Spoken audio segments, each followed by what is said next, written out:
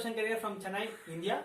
Where we are going to see what is the purpose of yoga and what is the purpose of meditation and how it is spiritually awakening you. Please watch this video fully to know what yoga says, what is the purpose of the yoga in spirituality and what is the purpose of the meditation in spiritual world. Okay, and before that, please subscribe to my channel.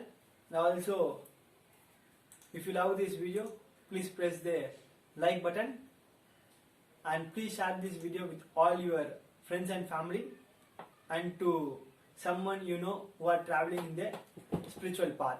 For sure this video will help them. Otherwise, if you are practicing any yoga, if you are a yoga teacher or if you are a yoga therapist, please watch this video fully, because I am going to talk many informations only on yoga and how it is connected and interrelated to the meditation. Okay, before going to this video, if you go and ask to anyone in India, what is yoga? If you ask this question like this, what is yoga? They will say like this only. It consists of asana and pranayama, and it is just a simple breathing exercise which can cure many diseases. Before going into this video, I need to share one important thing, because India is the country which shares its pleasure to the whole world, especially to the spirituality. Because in India, when it got independence in 1947, all of its wealth has been looted by someone, but one of the precious wealth from the ancient time has not been looted in India or from India. Okay, that is the spirituality. It is the costliest gift and the costliest wealth to this whole world. If you take any spirituality, all of its roots are connected to the India. So that is the point you need to understand. In this video, I am just going to talk only about the RT, that is universal true religion. This video will not explain about anything about caste or anything related to religion or anything related to any ethnic, caste, creed, color, sex, etc. etc. It is common for all. Whichever language you speak, please watch this video. Whichever food practices you have, please watch this video, because this is common for all human beings. Okay, so these lands, countries, nation flags, languages, just barriers and they are just boundaries. But to the true religion, universal true religion, there is no boundaries. You need to be a human with full of kindness, love and patience.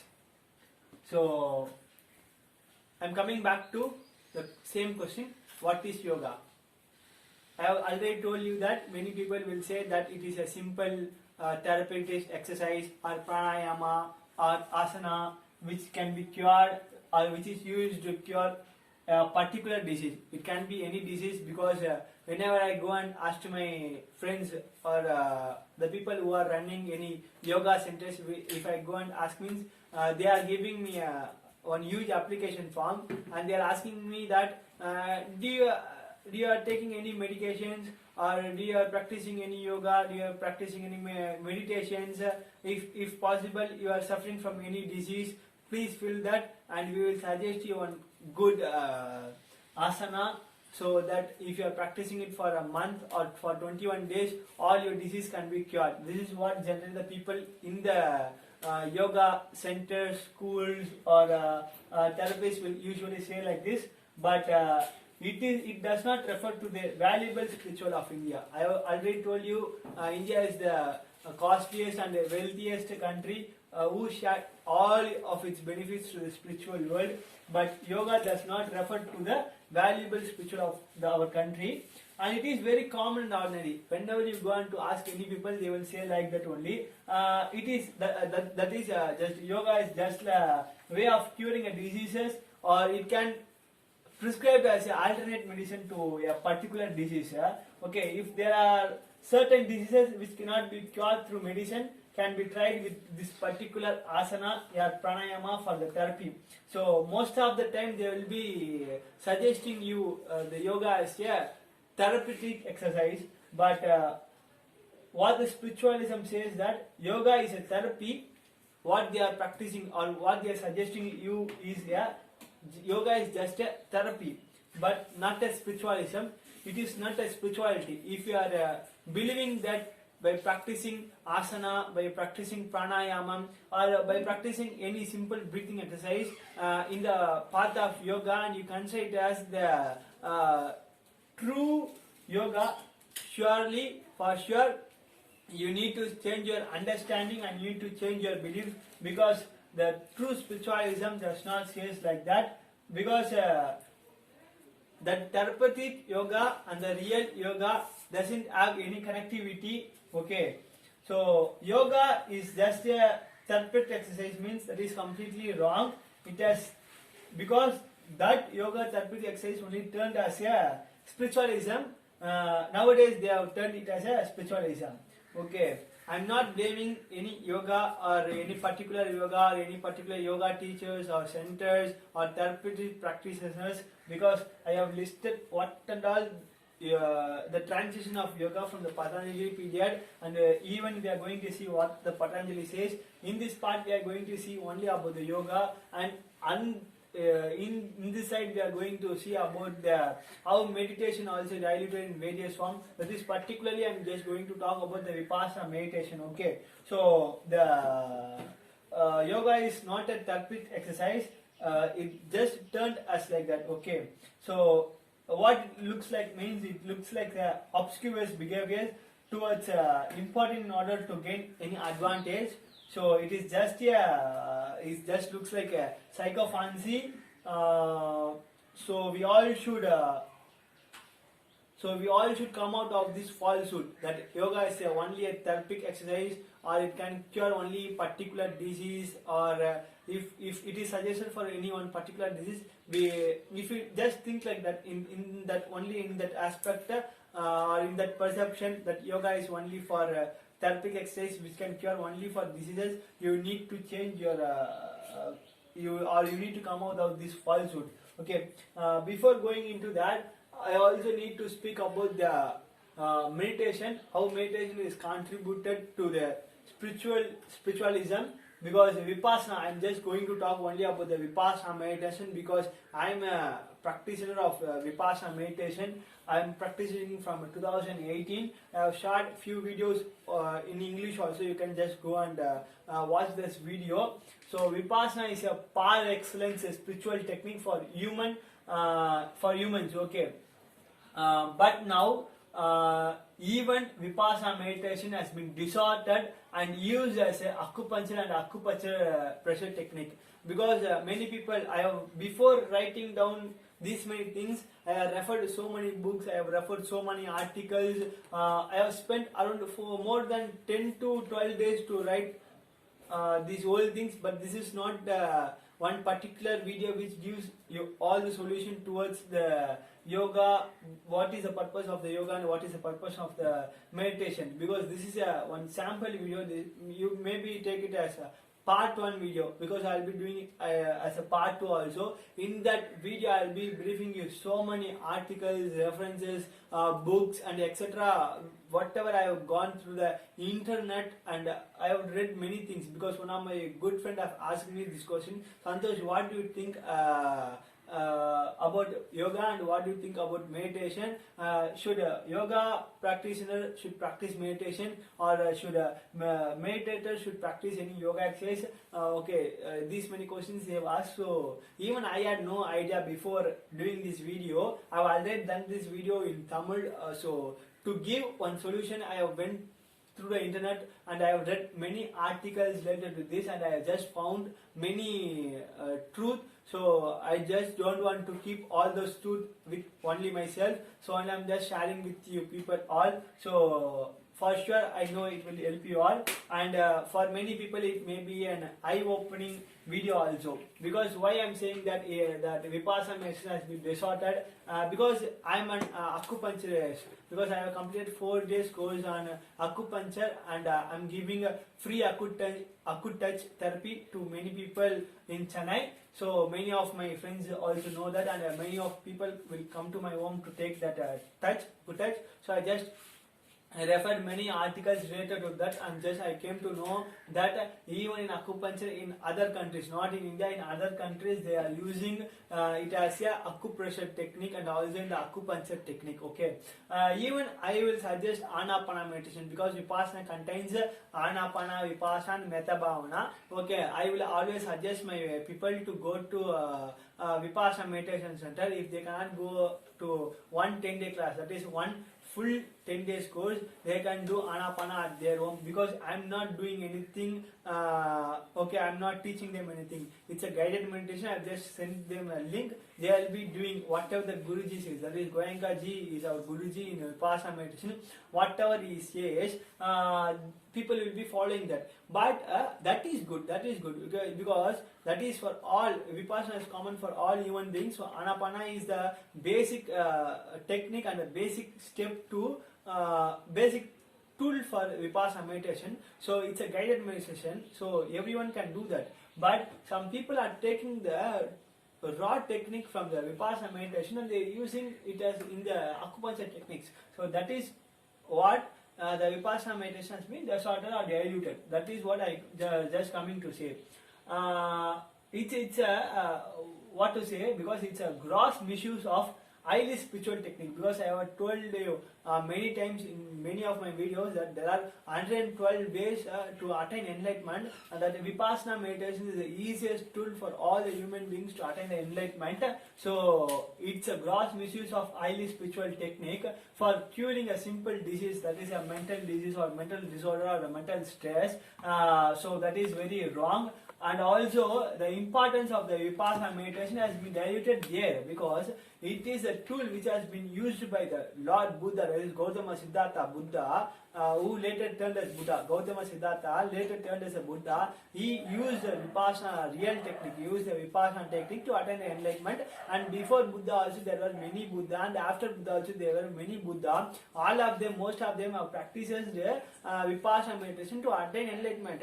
Even by practicing yogi exercise also, some people have turned as some people attain enlightenment. But a comparison ratio between the Vipassana meditation and the yogi exercise, Vipassana, by following Vipassana, thousands of people have attained enlightenment. But by following yogi exercises, only few have gotten enlightenment. So only I am just claiming that Vipassana is the easiest tool for all human beings to attain the enlightenment. You can also attend 1 10-day Vipassana course in your lifetime. So if you are born as a human being, for sure you need to attend 1 10-day course, that is Vipassana meditation course, in nearby your Dhamma centers. Okay. So I'm just coming back to my point. This Vipassana, that is importance of Vipassana is diluted here. Same happened with yoga, the same happened with the Vipassana meditation. So yoga has different stages. That is primary stage is more that in the primary stage itself there are more spiritual highlights to be highlighted. The first is, if you are practicing yoga as in the aspect of the therapist exercise, you need to refer 2 books. They are referring 2 books. Okay, in the provenance for the aspect in the aspect therapics of yoga, you can refer these 2 books. It is Hatha Yoga Pradipika and Grandhamanda Samattika. These are the 2 books which has been referred for the therapist yogas. So we are just coming back to yoga. Okay, so yoga. Okay, before I'm just saying this, I need to introduce about the Patanjali, because he is a great sage. Because there are many centers in India who are teaching you the Patanjali yoga. In the name of the great sage, they are doing many wrong things that you need to know. Okay, what Patanjali says, what Patanjali gives the definition for the asana is, he is giving it in the one phrase, that is the posture in which one consists for a very long time steadily with ease. What he says is steadily with ease. This is the important technique and important rule to know that one should sit with comfortably and steadily and easily posture for a long time without any tiresomeness. And also he explains about 84 types of tiresome postures. All of them are preached in his name nowadays. Okay. Whenever whoever teaches you the Patanjali Yoga, they will say you that it's a very difficult asana, which has been suggested by the great sage Patanjali. If you practice this, you are a true practitioner of the yoga. That is Patanjali Yoga. So they are just teaching you the 84 tiresome exercise, but apart from that, Patanjali says many things. Okay, so I'm not just blaming any pranayama or any breathing exercise because it is not too bad. It has its own advantage and it has its own described in the name of the Patanjali. It should not be discouraged or it should not be what to say? It should not be defamed or it should not be. This is what Patanjali does not say like this. Patanjali says more than this. So okay, breathing exercise has its own advantage. I'm not blaming anything, but it should not be done in the name of the great sage Patanjali. And also you should know that yoga is not only a system of health improvement or a therapy that preaches only about asana or pranayama. I'm just coming back to my point, that is yoga should not be concerned only in the health related problems or in the term of only pranayama or only in the name of the asana, because thus yoga does not have anything than that. You should think like that. Thus yoga does not have anything like that.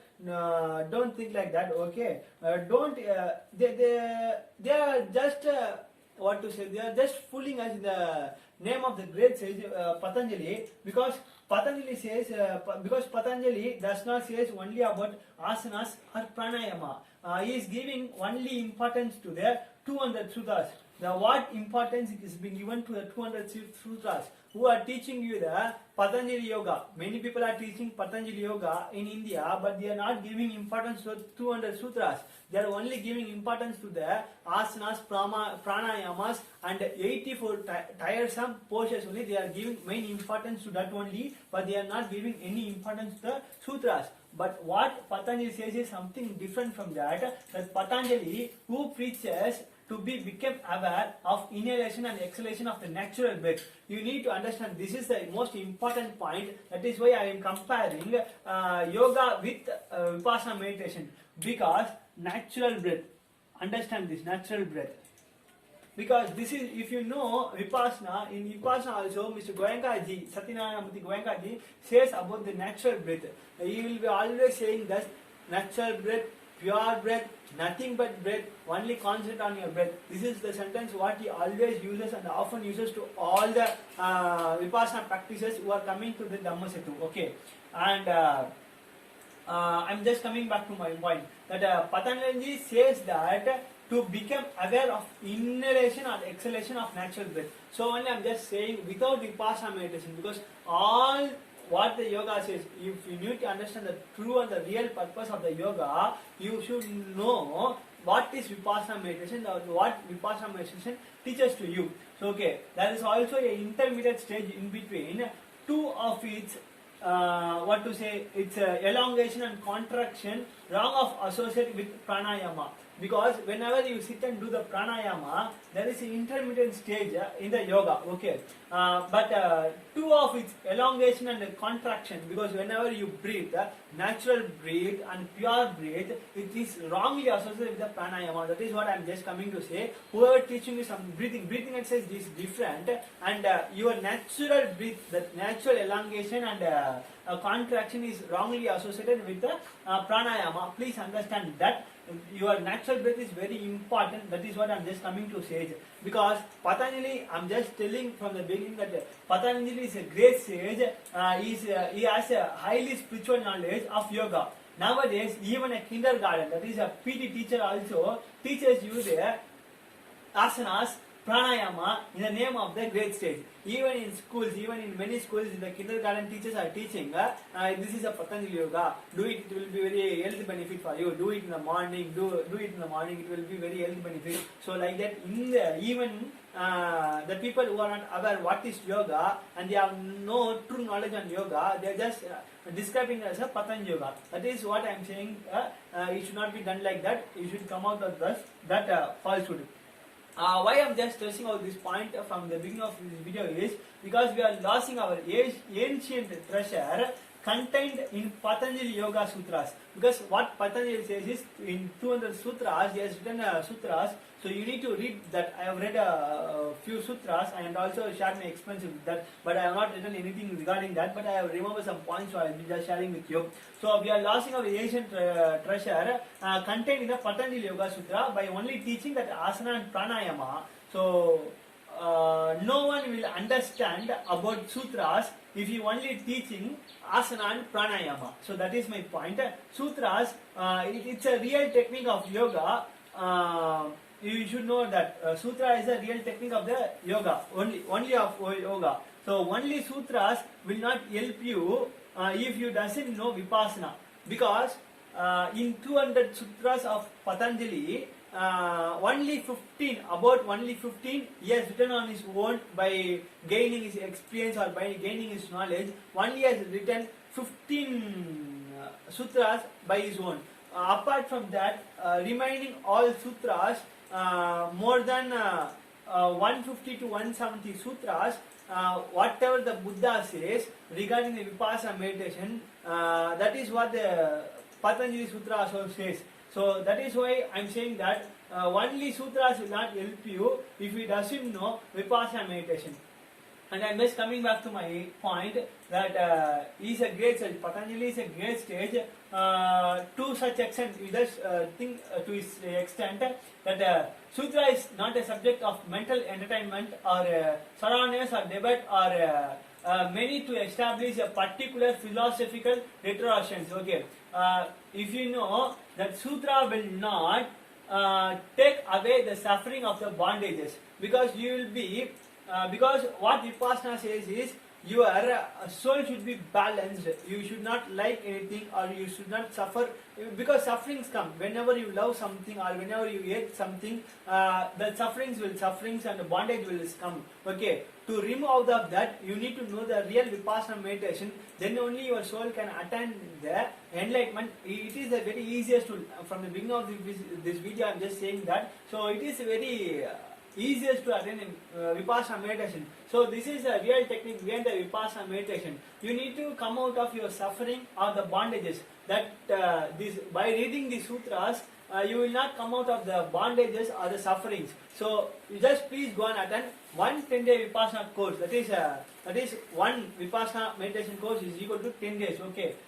Please search about www.dhamma.org in internet, and you will find your nearest Dhamma Vipassana center, and please go and take one Vipassana center. If you are practicing only yoga and if you are practicing only any kind of meditation, please go and attend that. For sure, if you are practicing any yogi exercises or if you are practicing any meditation technique to attain enlightenment, if you practice Vipassana technique, that will easily take you to the enlightenment state. Okay, and also Vipassana meditation is a way of personal experience to realize the truth. Okay, Vipassana meditation is a way of a personal experience to realize the truth. So because you will be coming out of the sufferings and the bondages, and it will take you to the real wisdom, and that real wisdom will take you to the RT, that is universal true religion. Okay, everything whatever I shared on my own experience, and this is all my own sharings, whatever I read from the internet, from the books and from the articles I have listed here. And if you want to know the same real truth, you also want to gain the knowledge based only on your experience, because what true universal true religion says is one should gain knowledge based on their own experience. Okay, so only I am just suggesting you the Vipassana meditation. I hope that this video has clarified many doubts on yoga and meditation, and what is the purpose of the yoga and what is the purpose of the meditation. Will meditation will take you to enlightenment, or will yoga take you to enlightenment, or should meditation practices yogi exercise, or should yogi exercise practices should practice meditation? So all that doubts have been cleared in this video. So I'm just stressing this true word to you. So by knowing only sutras, it will not help you. By practicing a real Vipassana technique, by knowing the real Vipassana technique only, you can attain enlightenment. So guys, please book your 10-day Vipassana course. For sure, you can also attain enlightenment like Buddha. So thanks for watching this video. I hope this video has helped you. So please subscribe to my channel. It will be a great support for me. If you love this video, please press the like button, and please share this video with your friends and families and who are traveling the spiritual journey. For sure it will help them.